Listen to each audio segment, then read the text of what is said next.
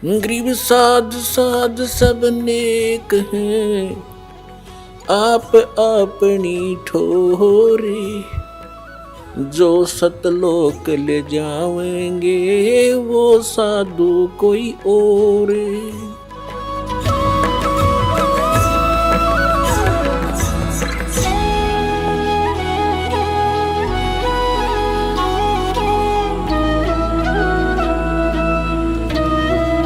तो इस प्रकार परमात्मा चाहते तो नीरू नीमा को संतान भी दे सकते थे, लेकिन पुण्यात्मा हम तो संसार को देखकर ही जी रहे होते। परमात्मा ने एक एक आत्मा निकालनी भारा हो रही, यहां से काल ने ऐसा जुल्म कर रखा हमारे साथ, तो उन्होंने उनको संतान नहीं दी, क्योंकि उनके संस्कार बढ़ाने नहीं चाहते। तो उसके लिए स्वयं आगे एक पुत्र रूप में नीरू नीमा स्नान करने जा रहे थे। रास्ते में नीमा का नए नए इंजेक्शन लग गए थे। रात में कोई बाहर तारी थी, कोई रिश्तेदार, वो खूब कहेगी उसको एक बालक तो चाहिए था, ऐसे कैसे जिया जाएगा हैं, और सुनना पड़ा है घर तुम्हारा, संसार में क्या लेकर जाओगे। तो वह बहुत दुखी हो रही थी। सुबह नहाने के लिए गई, तब भी रोती जा रही थी और भगवान शंकर से प्रार्थना कर रही थी कि हे भगवान शिव जी, आप तो समर्थ दाता हैं, आप जो चाहो सो कर सकते हैं। इस पापड़ को भी एक लाल दे देते, मेरा भी संसार में जीना मेरा भी साझा बन जाता, मैं भी सुख से जी लेती। सबकी दृष्टि से बचकर चलना पड़ता है, मेरा क्या जीवन है दाता। यूं कहकर फूट फूट कर रोने लगी। अब नीरू ने कहा कि नीमा देखो, यदि हमारे भाग्य में संतान होती तो भगवान पहले ही दे देते। ये तो बड़े दयालु हैं शंकर भगवान, और देखो बच्चा है नहीं, संतान अपने है नहीं, बुढ़ापे में कोई उंगली पकड़ने वाला नहीं, रो रो के आंखें तेरी खत्म हो जाएंगी, एक और दुख तेरे जीवन को बढ़ जाएगा, तो रोवा मत। उसको सांत्वना देता हुआ नीरू चल रहा है। नीमा को संतोष किया। स्नान करने के लिए जो ही तालाब पर पहुंचे, पहले नीमा स्नान करके आगे निकल आई बाहर, अंधेरा सा था। फिर नीरू स्नान करने के लिए जल में प्रवेश करता है, तब तक सुबह सुबह का कुछ प्रकाश सा छिट गया, रोशनी सी नजर आने लगी। नीरू नहा रहा है से मस्ती से, तालाब में घुटनों पानी में बढ़ गए, और उधर से नीमा जो कपड़ा बांध कर स्नान किया था उसने, उसको धोने के लिए पुनः किनारे पर गई, तो क्या देखा, कमल के फूल के ऊपर कोई वस्तु हिल रही है। परमात्मा नवजात शिशु के रूप में विराजमान थे और एक पैर को हिला रहे थे। नीमा ने सोचा कोई सर्प ना हो, ऐसे ध्यान से देखा। फिर ध्यान से देखा तो क्या देखा कि तो कोई बालक है। अब रास्ते में रोती हुई आ रही थी बच्चे के लिए, अपने पति से कहती है कि देखना जी, कमल के फूल पर बालक है।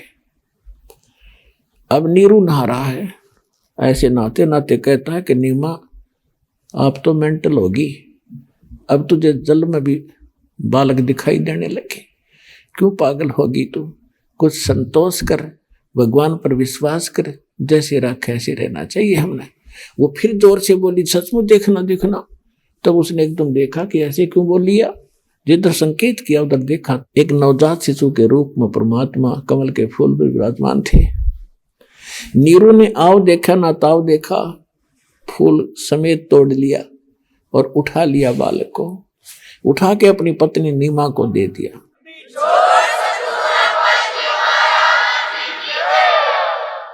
और नीमा उस बालक को लेकर किनारे पर आ गई।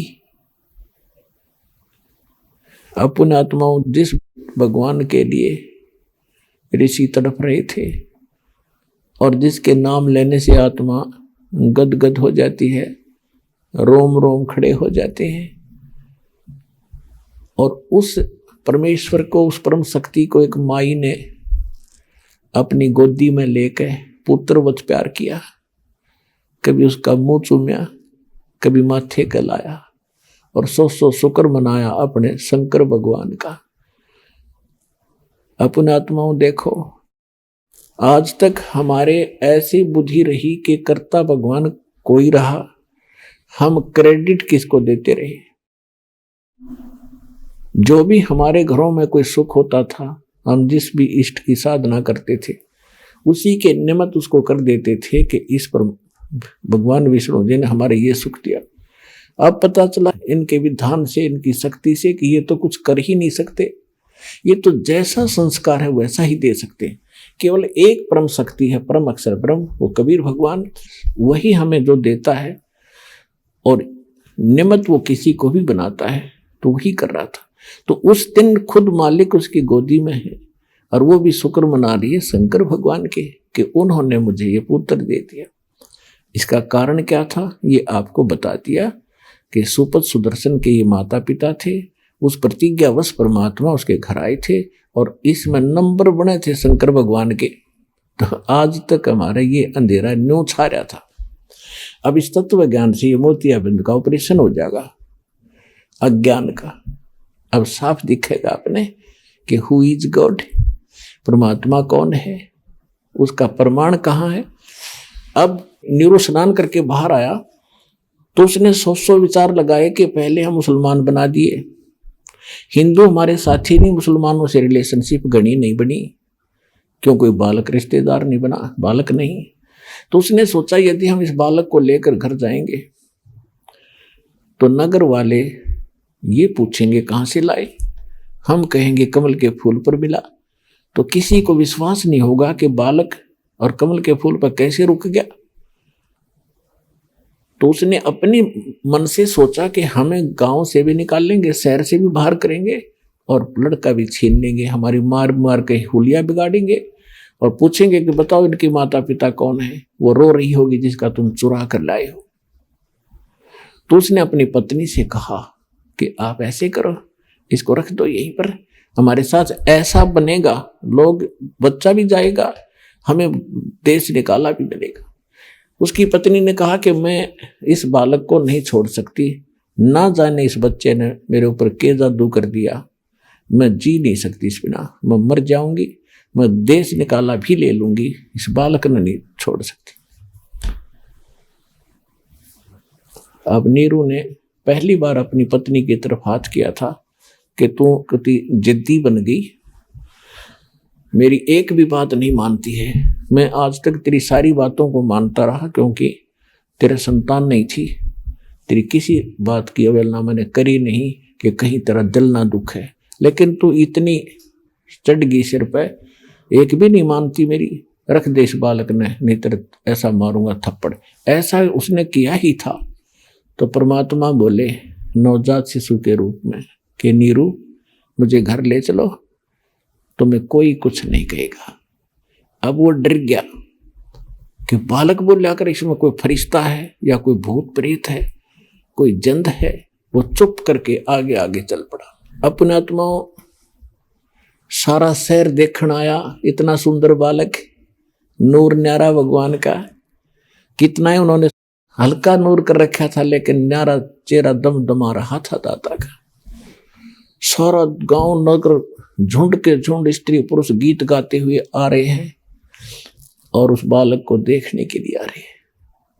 किसी के मन में ये नहीं गया कि कमल के फूल पर मिला कैसे, और वो सच्ची बता रहे थे कि ऐसे हमें मिला। तो कोई भी इस बात पर ध्यान नहीं गया और सभी ये कह रहे थे ऐसा बालक तो कभी देखा ना सुना, ये तो कोई फरिश्ता है, कोई ब्रह्मा विष्णु महेश से कोई एक शक्ति आई है, ये आम बालक नहीं है। कुछ दिन के अंदर ये बात समाप्त हुई, चर्चा का विषय खत्म हुआ।